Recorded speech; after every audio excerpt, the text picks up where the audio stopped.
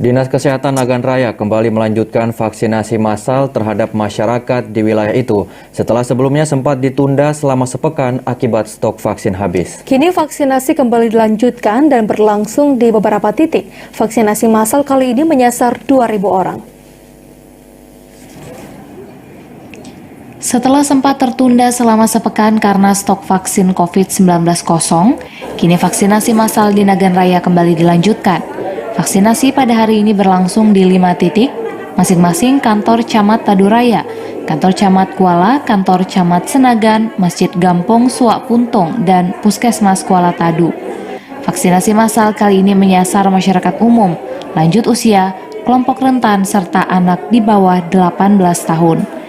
Selain dosis 1, Dinkes juga melakukan penyuntikan vaksin dosis 2 bagi mereka yang telah menerima vaksin dosis 1 pada 28 hari yang lalu. Kepala Dinas Kesehatan Nagan Raya Said Azman mengatakan vaksinasi COVID-19 di Nagan Raya kembali berlanjut setelah stok vaksin tiba kemarin sore. Saat ini di Nagan Raya jumlah warga yang telah divaksin mencapai lebih dari 31.000 orang. Vaksin sejumlah 2.000 penyuntikan atau 200 sekian kemarin. Artinya tidak ada vaksin yang lanjut, baik untuk penyuntikan dosis 2 yang sudah jatuh tempo maupun untuk pelaksanaan lanjutan vaksinasi yang jumlahnya lumayan masih banyak setelah ada penambahan usia bagi anak-anak yang tadinya tidak boleh.